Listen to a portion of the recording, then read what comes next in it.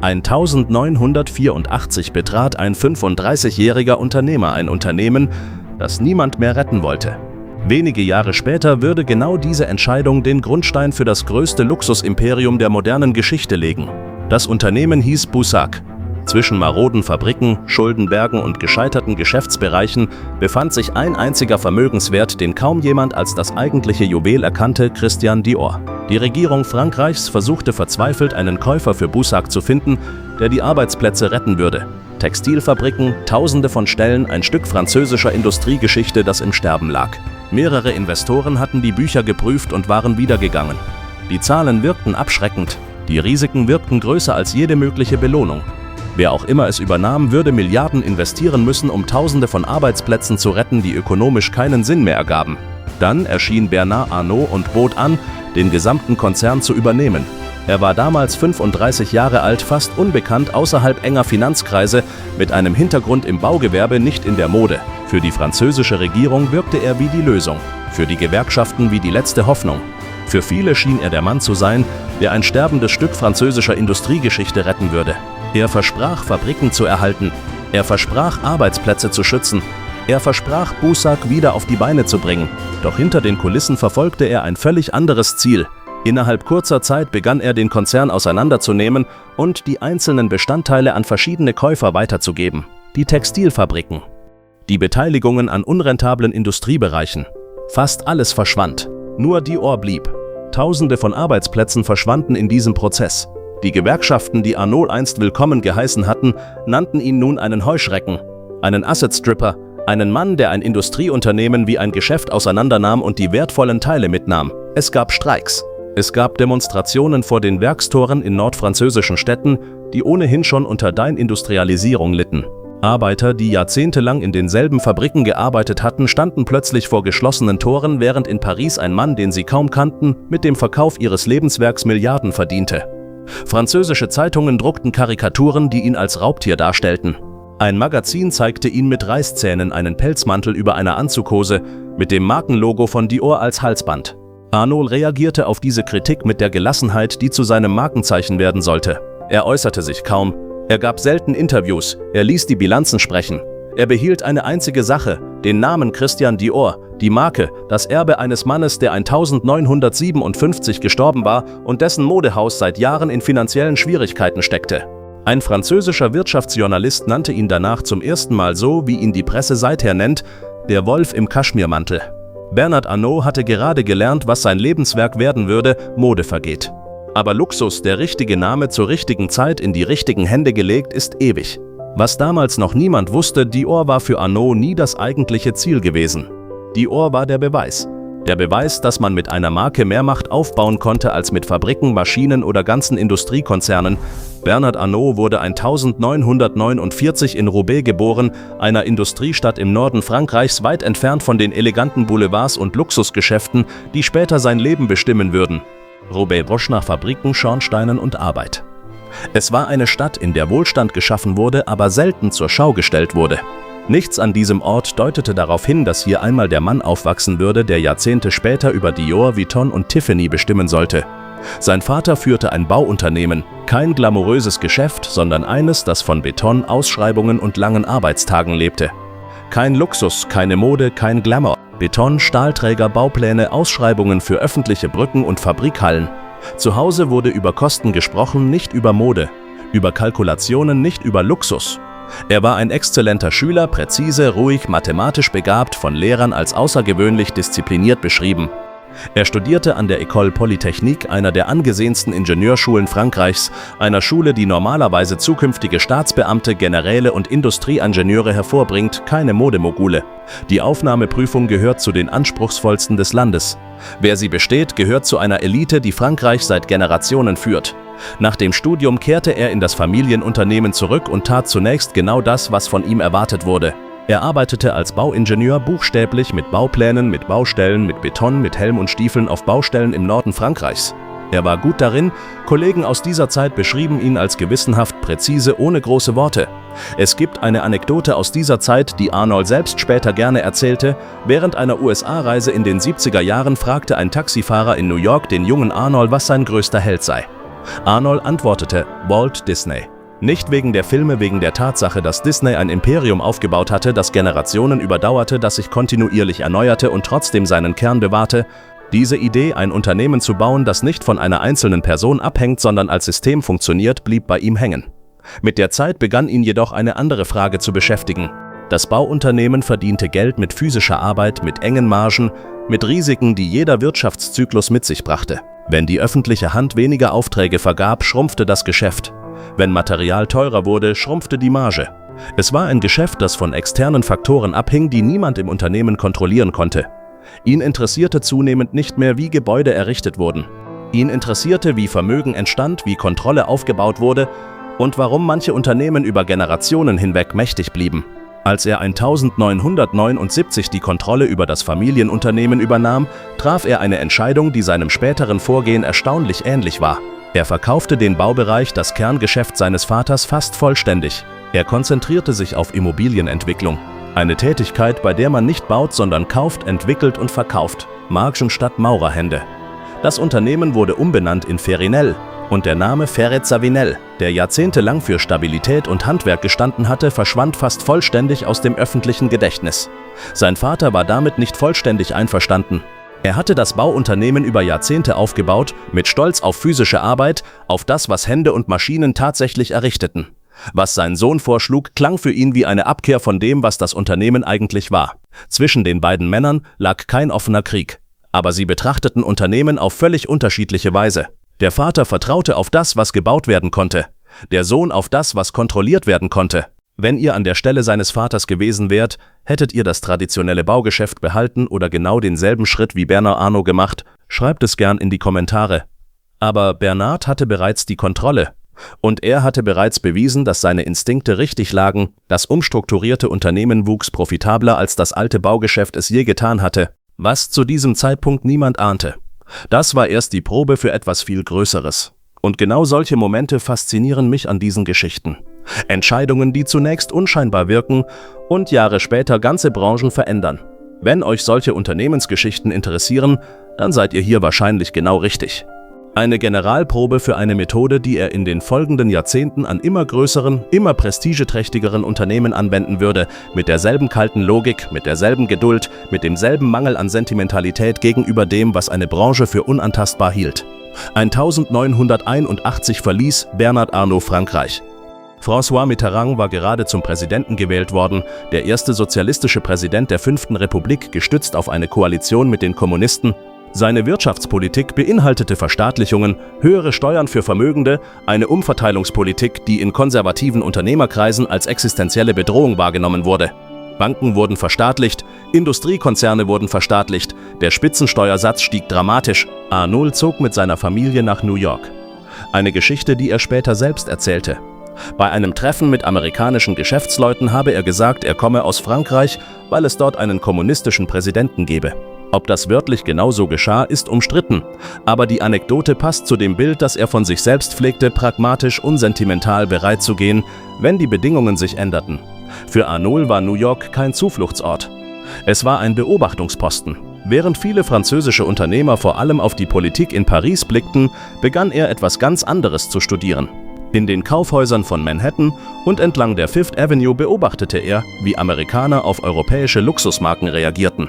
Namen, die in Frankreich oft als altmodisch oder überholt galten, wurden hier mit einer Ehrfurcht behandelt, als würden sie einen Teil Europas selbst verkaufen. Die Kundinnen kauften nicht einfach Kleider oder Handtaschen. Sie kauften eine Geschichte. Sie kauften Herkunft. Sie kauften Prestige. Der eigentliche Wert lag nicht im Stoff, nicht im Leder und nicht in den Produktionskosten. Der eigentliche Wert lag im Namen. Je länger er diese Welt beobachtete, desto mehr begann ihn ein Gedanke zu verfolgen. Wenn Menschen bereit waren, für einen Namen ein Vielfaches seines materiellen Wertes zu bezahlen, dann galten für Luxus völlig andere Regeln als für jedes Geschäft, das er bisher kannte. Und genau hier begann sich eine Idee zu formen, die später Milliarden wert sein würde. Viele dieser berühmten Häuser besaßen etwas, das sich nicht kopieren ließ: Geschichte, Prestige und kulturelle Bedeutung. Gleichzeitig wurden viele von ihnen erstaunlich ineffizient geführt. Oft standen Nachkommen an der Spitze, die das Unternehmen geerbt hatten, aber nicht unbedingt die Fähigkeiten besaßen, es für die Zukunft auszurichten. In New York lernte Arnault auch das amerikanische Finanzsystem aus der Nähe kennen. Leveraged Buyouts, feindliche Übernahmen, die aggressive Kapitalmarktkultur der Reagan-Ära, in der Unternehmen wie Schachfiguren behandelt wurden. Diese Methoden waren in Europa zu diesem Zeitpunkt noch kaum verbreitet. Die meisten europäischen Industriellen dachten in Generationen, nicht in Quartalsergebnissen. Arnault begann zu glauben, dass genau darin die Zukunft lag, europäische Marken mit amerikanischer Härte zu führen. 1984, als Mitterrand begann, seine Wirtschaftspolitik zu lockern und sich pragmatischeren Positionen anzunähern, kehrte Arnault nach Frankreich zurück. Er hatte einen Plan. Und er hatte das Kapital über sein Familienunternehmen, über Investoren, die er in den USA kennengelernt hatte, um ihn umzusetzen. Als er nach Frankreich zurückkehrte, hatte er nicht nur Kapital. Er hatte eine Methode. Und Boussac würde der erste große Beweis dafür werden, dass diese Methode funktionierte. Mit Boussac hatte Arnault etwas gelernt, das ihn den Rest seines Lebens begleiten würde. Hinter vielen berühmten Unternehmen verbarg sich ein einfacher Widerspruch: Die Marke war oft wertvoller als das Unternehmen selbst. Wenn andere nur auf Schulden, Fabriken oder Probleme blickten, suchte Arnault nach dem Teil, den niemand ersetzen konnte. Fand er ihn, begann das eigentliche Spiel. Während Arnault seine nächsten Schritte plante, entstand 1987 ein Unternehmen, das schon bald zum wichtigsten Schlachtfeld seiner Karriere werden sollte: LVMH. Louis Vuitton, der 1854 gegründete Kofferhersteller, dessen geprägtes Monogramm Canvas zu einem der bekanntesten Muster der Welt geworden war, und Moet Hennessy, der Spirituosenkonzern hinter Champagner und Cognac, selbst bereits 1971 aus der Fusion von Moet et Chandon und Hennessy entstanden. Die Fusion sollte Schutz bieten. Stattdessen schuf sie eine Schwachstelle. Was die Gründer von Louis Vuitton und Moet Hennessy nicht vorhergesehen hatten, war, dass die Fusion selbst zur Achillesferse wurde. Kaum war das neue Unternehmen entstanden, begann an der Spitze ein Machtkampf. Zwei Männer beanspruchten die Kontrolle. Beide glaubten, das Unternehmen führen zu müssen. Keiner wollte nachgeben. Von außen wirkte LVMH stark. Hinter den Kulissen wurde es jeden Monat angreifbarer. Aktien wurden gestreut, an verschiedene Investoren verkauft, um die jeweils eigene Position zu stärken. Es entstand ein Vakuum. Und Bernard Arnault bemerkte es früher als alle anderen. Später würden viele Beobachter behaupten, Arnault habe LVMH übernommen. Tatsächlich begann sein Sieg lange vorher. In dem Moment, in dem andere den Streit betrachteten, begann er bereits nach der Kontrolle zu greifen. Bernard Arnault sah die Schwäche und handelte. Während die Aufmerksamkeit auf den Streit innerhalb des Konzerns gerichtet war, begann Arnault im Hintergrund Aktien zu kaufen. Er verbündete sich mit Racamier gegen Chevalier, versprach, Racamiers Position bei Louis Vuitton zu stärken. Racamier glaubte, einen Verbündeten gefunden zu haben. Jahre später würde er diesen Moment als einen der größten Fehler seines Lebens betrachten. Es war ein Schachspiel, das über Monate ging, mit Zügen, die selbst erfahrene Pariser Finanzjournalisten erst im Nachhinein vollständig rekonstruieren konnten. Arnault kaufte weiter Aktien, baute seine Position aus, bis er genug Stimmrecht hatte, um die Kontrolle zu beanspruchen, nicht als Verbündeter von Racamier, sondern als der Mann, der über beiden stand. Als der Kampf endete, stand Arnault an der Spitze von LVMH. Henri Racamier, der geglaubt hatte, einen Verbündeten gefunden zu haben, wurde aus der Führung gedrängt. Er kämpfte juristisch, öffentlich, verbittert, vergeblich. Er starb Jahre später, ohne sich mit Arnault versöhnt zu haben, und bezeichnete ihn bis zuletzt als jemanden, der sein Vertrauen missbraucht hatte. Arnault war 40 Jahre alt. Er kontrollierte nun Louis Vuitton, Christian Dior, Moet et Chandon, Hennessy und ein Dutzend weiterer Marken, die er in den Jahren davor bereits gesammelt hatte. Die Presse hatte ihren Spitznamen bereits gefunden. Der Wolf im Kaschmirmantel war nun der mächtigste Mann der französischen Luxusindustrie. Und er hatte gerade erst angefangen. Die meisten Unternehmer hätten an diesem Punkt ihr Lebensziel erreicht. Arnault betrachtete es lediglich als Ausgangsposition. Anfang der 90er Jahre war Arnault nicht mehr damit beschäftigt, einzelne Marken zu retten. Er begann, etwas deutlich Größeres aufzubauen. Die meisten Luxusmarken lebten damals allein. Jede kämpfte für sich selbst. Jede Krise konnte existenzbedrohend werden. Arnault dachte nicht mehr wie ein Modemanager. Er dachte wie ein Architekt. Eine Holdingstruktur, die zentrale Ressourcen, Kapital, Logistik, Einkaufsmacht, Immobilienexpertise für Flagship-Stores in den teuersten Lagen der Welt, von der Fifth Avenue bis zur Ginza in Tokio, bündelte und an einzelne Marken verteilte, während jede Marke gleichzeitig ihre eigene kreative Identität behielt. Für die Kundschaft änderte sich scheinbar nichts. Die Namen blieben dieselben. Die Schaufenster blieben dieselben. Doch hinter den Kulissen entstand ein System, das immer größer wurde. Die Designer arbeiteten kreativ unabhängig. Aber im Hintergrund liefen dieselben Finanzsysteme, dieselben Logistiknetzwerke, dieselbe knallharte Profitlogik. Es war eine Erfindung, die die gesamte Industrie verändern würde. Konkurrenten wie Richemont, gegründet vom südafrikanischen Tabak- und Luxusunternehmer Johann Rupert, und später Kering, das Unternehmen hinter Gucci und Saint Laurent, folgten demselben Modell. Aber Arnault war zuerst, und Arnault verstand das Modell am tiefsten. Der entscheidende Schritt kam 1990, als Arnault Givenchy übernahm, das Modehaus, das einst Audrey Hepburn eingekleidet hatte. Dann Celine, dann Kenzo, gegründet vom japanischen Designer Kenzo Takada, dann Guerlain, das Parfümhaus, das seit 1828 existierte und zu den ältesten Namen der französischen Schönheitsindustrie zählte. Die Geschichten dieser Häuser unterschieden sich. Das Ergebnis war fast immer dasselbe. Viele dieser Marken verfügten über jahrzehntelange Geschichte, weltweite Bekanntheit und gleichzeitig über Probleme, die ihre Zukunft gefährdeten. Genau dort tauchte Arnault immer wieder auf. Die Gründerfamilien oder ihre Erben, die das Geschäft nicht mehr alleine führen konnten oder wollten, verkauften manchmal widerwillig, manchmal erleichtert, manchmal beides gleichzeitig. Hinter all diesen Entscheidungen stand eine Überzeugung, von der Arnault nie abrückte. Für ihn waren große Marken keine Produkte, sie waren Vermögenswerte mit kultureller Strahlkraft. Etwas, das Generationen überdauern konnte, wenn es richtig geführt wurde. Eine große Marke konnte Jahrzehnte überstehen, aber nur, wenn jemand bereit war, sie mit genügend Kapital, Disziplin und Geduld zu versorgen. Arnault war überzeugt, dass genau daran viele Traditionshäuser scheiterten. Bis zu diesem Punkt hatte Arnault fast immer gewonnen. Doch dann traf er auf Gegner, die nicht bereit waren, den Ausgang kampflos zu akzeptieren. Der Konflikt spielte sich vor Gerichten, in Zeitungen und hinter verschlossenen Türen ab. Und er drehte sich um einen Namen, der damals bereits zu den begehrtesten Marken der Welt gehörte. Gucci.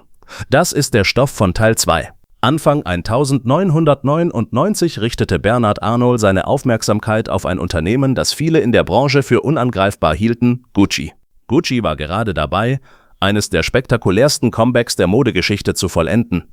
Nur wenige Jahre zuvor hatte die Marke ums Überleben gekämpft. Jetzt galt sie wieder als einer der begehrtesten Namen der Luxuswelt. Investcorp, der bahrainische Investmentfonds, der Gucci von der zerstrittenen Gründerfamilie übernommen hatte, hielt noch erhebliche Anteile, aber die Firma war inzwischen börsennotiert und entsprechend angreifbar für jeden, der genug Kapital mitbrachte. Arnault kündigte nichts an, er gab keine Interviews, er machte keine öffentlichen Forderungen. Stattdessen begann er, über verschiedene Kanäle Anteile einzusammeln, Stück für Stück, ohne unnötige Aufmerksamkeit auf sich zu ziehen. Als die Öffentlichkeit erstmals bemerkte, was geschah, war Arnault bereits deutlich weiter, als viele vermutet hatten. Innerhalb weniger weiterer Wochen stieg der Anteil auf über 20%. Innerhalb von Gucci löste die Nachricht Alarm aus. Domenico De Sole und Tom Ford mussten keine lange Analyse lesen, um zu verstehen, was auf dem Spiel stand. Für sie war klar, Arnault interessierte sich nicht für eine Beteiligung. Er wollte die Kontrolle. De Sole und Ford reagierten mit einer Entschlossenheit, die in der Branche selten war. Sie waren nicht bereit, das Werk, das sie über Jahre aufgebaut hatten, die Wiederauferstehung einer fast toten Marke, kampflos einem Außenstehenden zu überlassen, der weder die Marke gerettet noch die kreative Vision entwickelt hatte. Also begannen sie nach jemandem zu suchen, der groß genug war, um ihm Widerstand leisten zu können. Schließlich fanden sie genau einen Kandidaten, François Pinault. Pinault verstand die Welt der Übernahmen genauso gut wie Arnault. Und vielleicht war genau das Problem. Beide hatten Imperien aufgebaut. Beide waren ehrgeizig. Beide waren es gewohnt zu gewinnen. Beide waren aus traditionellen Branchen in die Welt des Luxus vorgedrungen und wussten genau, wie Machtkämpfe geführt werden. Aber zwischen ihnen bestand eine persönliche Rivalität, die über Geschäftliches hinausging. Eine Rivalität, die in Pariser Gesellschaftskreisen seit Jahren beobachtet und kommentiert wurde. Für Pinault bot sich eine seltene Gelegenheit, Arnault zum ersten Mal ernsthaft auszubremsen. Es ging längst nicht mehr nur um Gucci. Es ging um Ansehen, um Einfluss und um die Frage, welcher dieser beiden Männer die Zukunft der Luxusindustrie prägen würde. Arnault einen Schlag zu versetzen, den dieser nicht erwartet hatte. Im Frühjahr 1999 schlug Pinault zurück. PPR würde 40% neuer Gucci-Aktien kaufen, was Arnaults relativen Anteil verwässerte und Pinault zum größten Aktionär machte. Was folgte, war eine klassische Rettungsaktion. Gucci holte sich einen mächtigen Verbündeten ins Haus, bevor Arnault die Kontrolle übernehmen konnte. Arnault akzeptierte das nicht.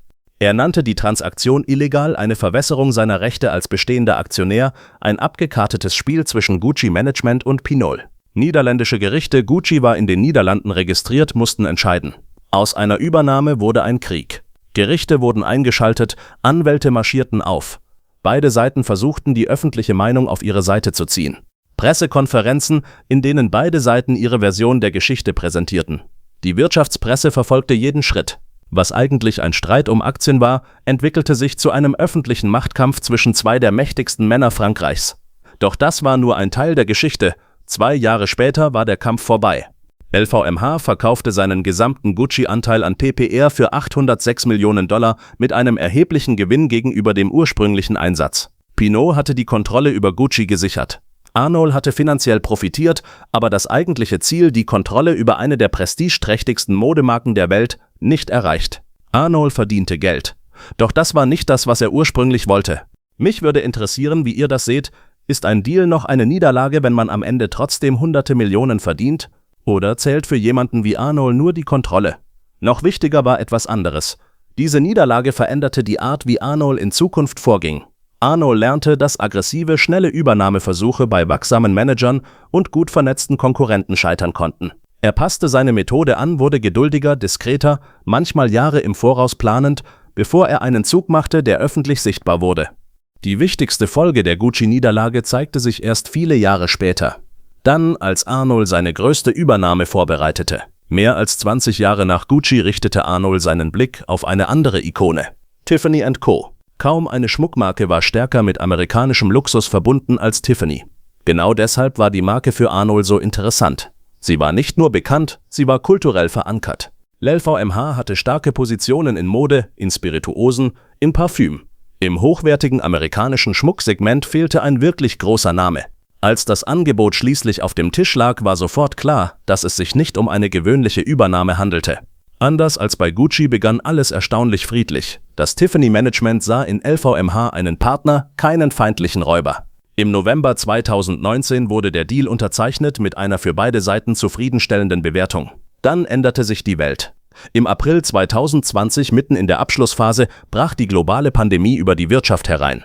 Die Luxusindustrie, abhängig von Reisenden, von Touristen, von physischen Boutiquen in Einkaufsstraßen, die plötzlich leer waren, erlitt einen historischen Einbruch. Plötzlich wollte Arnold den ursprünglichen Preis nicht mehr zahlen. Tiffany verklagte LVMH vor einem Gericht in Delaware, dem Bundesstaat, in dem die meisten großen amerikanischen Unternehmensstreitigkeiten verhandelt werden. LVMH konterte mit eigenen Klagen. Wieder stand Arnold vor einem Konflikt, der öffentlich eskalieren konnte. Kurz bevor der Streit vor Gericht ausgetragen werden sollte, kam es zu einer Einigung. Anfang 2021 war der Deal abgeschlossen. Tiffany gehörte nun zu LVMH. Die Episode zeigte, wie sehr sich Arnold seit Gucci verändert hatte. Der Mann, der in den 80er Jahren oft mit Geschwindigkeit gewann nun mit Geduld. Die Methode war dieselbe geblieben, nur der Zeithorizont hatte sich verändert. Selbst in einer globalen Krise, selbst unter juristischem Druck gelang es ihm, einen besseren Preis herauszuholen als ursprünglich vereinbart, ohne den Deal vollständig zu gefährden. Geduldiger, vorsichtiger, aber nicht weniger entschlossen. Nach Jahrzehnten von Übernahmen und Machtkämpfen war aus Arnolds Vision etwas entstanden, das weit größer geworden war, als selbst viele seiner Kritiker erwartet hatten. Namen, die einst voneinander unabhängig waren, gehörten nun zum selben Imperium. Dior, Vuitton, Tiffany Bulgari, Hennessy. Marken, die für viele Menschen wie eigenständige Welten wirkten, waren inzwischen Teil desselben Systems. Hunderttausende Menschen arbeiteten inzwischen für Unternehmen, die letztlich unter derselben Kontrolle standen. Sein Jahresumsatz übersteigt 80 Milliarden Euro. Seine Marktkapitalisierung machte ihn zeitweise zum wertvollsten Unternehmen Europas, wertvoller als jeder deutsche Automobilkonzern, wertvoller als jede französische Bank. Doch mit wachsender Größe entstand ein Problem, das sich nicht durch eine weitere Übernahme lösen ließ. Bernard Arnault gehörte inzwischen zu den reichsten Menschen der Welt.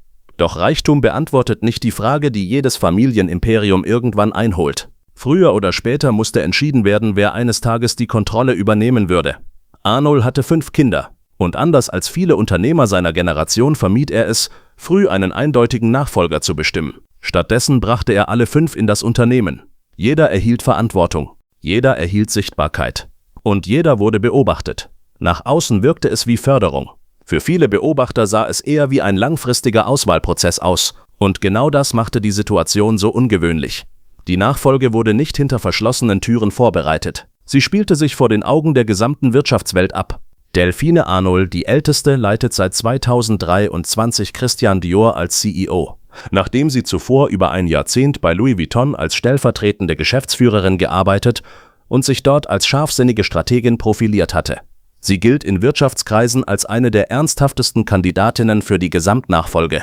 Antoine Arnault verantwortet Kommunikation und Image des gesamten Konzerns und leitet zudem Berluti das Schuhhaus und Loro Piana den italienischen Kaschmir-Spezialisten, den LVMH 2013 übernommen hatte.